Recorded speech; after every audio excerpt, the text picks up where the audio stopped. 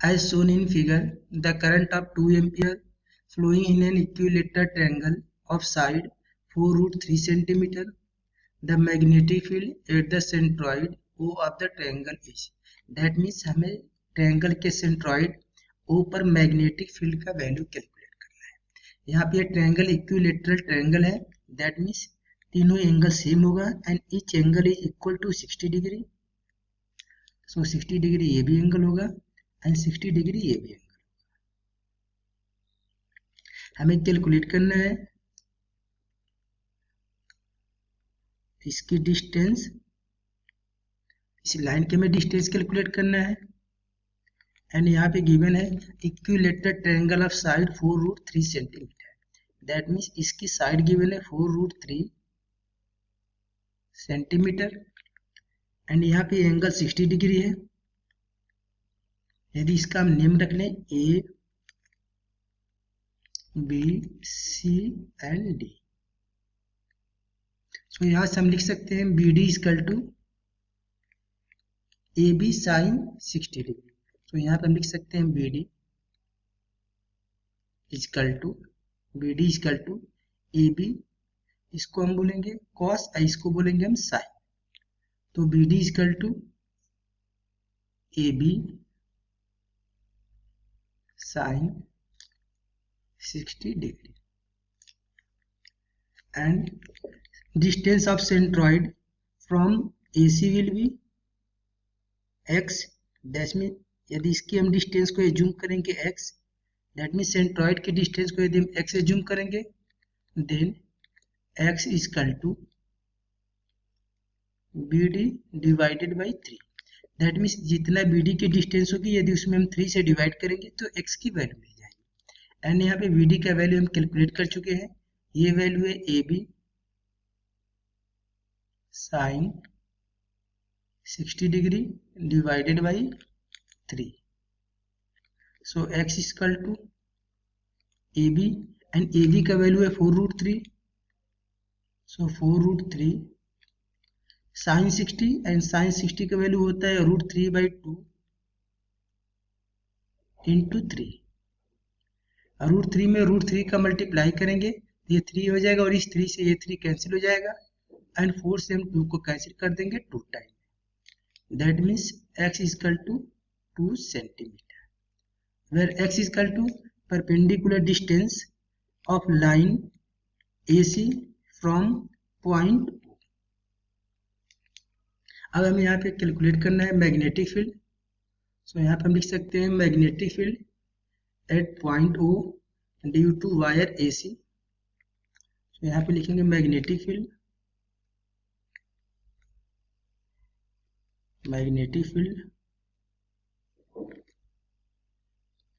Eight point O due to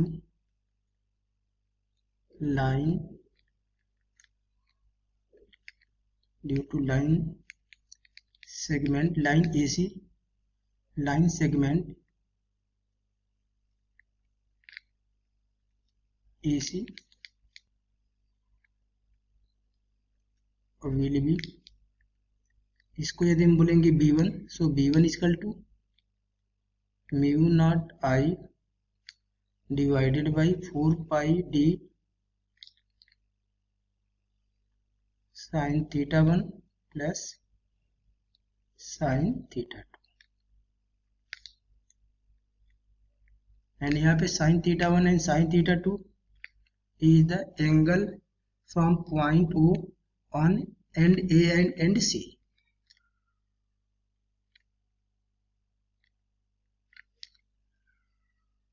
ये total angle 60 degree है and ये इसको डिवाइड करा है, दैट मीन्स ये एंगल हो जाएगा 30 डिग्री, ये एंगल 30 डिग्री, ये भी टोटल एंगल 60 डिग्री है, इसको ये 2 पार्ट में डिवाइड कर रहा है, दैट मीन्स ये भी एंगल हो जाएगा 30 डिग्री। ये 30 डिग्री, ये 30 डिग्री एंड ये 90 है, तो 30 90 120, ये एंगल बन जाएगा 60 डिग्री एंड सिमिलरली ये भी एंगल हो जाएगा 60 डिग्री। दैट मीन्स थीटा 1 का वैल्यू 60 एंड थीटा 2 का वैल्यू 60। अब ये वैल्यू यदि यहाँ पे हम पुट करेंगे, so b1 equal to mu naught का वैल्यू होता है 4 pi into 10 to the power minus 7। So 4 pi into 10 to the power minus 7। I means electric current flowing in the wire and electric current का value की मैंने 2 ampere. तो mu naught I की value 2 into sine theta 1 and sine theta 1 मतलब 60 and sine 60 की value होगी √3/2 plus sine theta 2 and theta 2 में 60 degree and इसका वैल्यू होगा √3/2 डिवाइडेड बाई 4 पाई डी। तो 4 pi D means perpendicular distance of point O from wire AC and यहाँ पे perpendicular distance x है एंड x का वैल्यू 2 सेंटीमीटर है। तो इसको यदि हम मीटर में कन्वर्ट करेंगे तो 2 डिवाइडेड बाई 100 सेंटीमीटर। सेंटीमीटर को मीटर में कन्वर्ट करने के लिए 2 डिवाइडेड बाई 100 कर देंगे एंड 100 आ जाएगा ऊपर। सो यहाँ पर 4 पाई से 4 पाई कैंसिल हो जाएगा, ये 2 से ये 2 कैंसिल हो जाएगा, 100 आ जाएगा ऊपर। सो b1 इक्वल टू होगा 100 को हम लिख सकते हैं 10 टू द पावर 2। सो इसको हम सिंप्लीफिकेशन करने के बाद लिख सकते हैं √3/2 प्लस √3/2 दैट मीन्स ये हो जाएगा 2 √3/2 into 10 to the power minus 7 and यहाँ पे 100 है, यदि ये न्यूमरेटर में चला जाएगा या 100 है ये न्यूमरेटर में जाएगा तो ये हो जाएगा 10 टू द पावर प्लस 2। ये 2 से ये 2 कैंसिल हो जाएगा। सो यहाँ से b1 की वैल्यू आएगी b1 इक्वल टू √3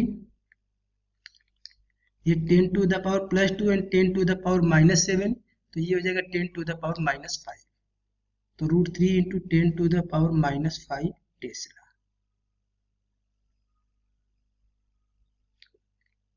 एंड इसकी डायरेक्शन होगी outside the plane of paper from the right hand curling rule.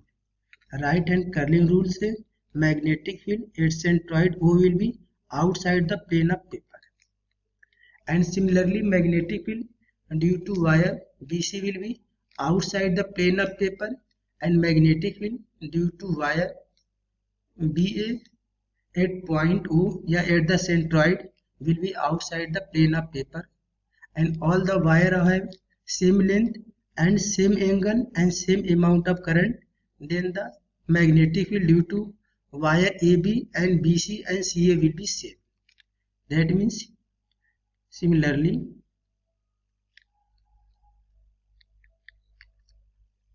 B2 will be equal to B3 will be equal to B1.